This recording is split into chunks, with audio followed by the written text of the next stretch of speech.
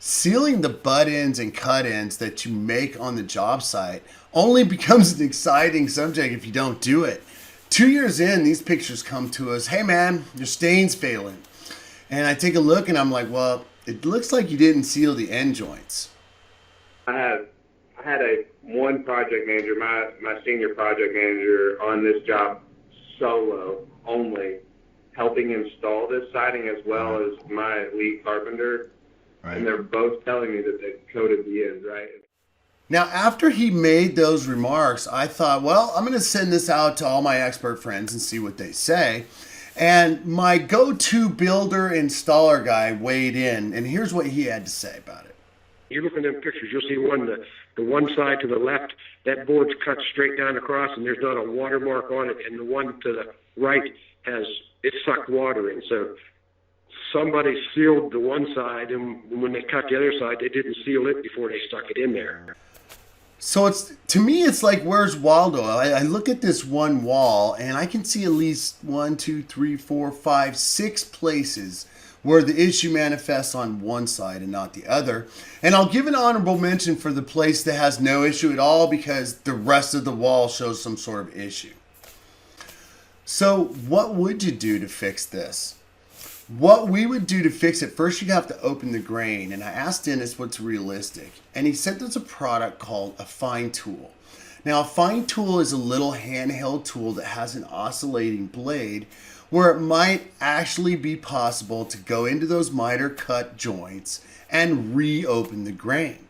Fresh that cut and then inject some kind of sealer. I'm not asking if you to commit, yes, it'll work, but what do you think about that?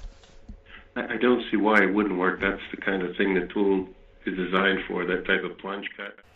Now, why you want to open the grain again is because you want to get maximum penetration of that finish. If they've been weathered and it's sucking water up into the ends, you're going to want to reopen that grain because right after we cut it is the most susceptible it is to intaking moisture. You only get one chance to do it exactly right.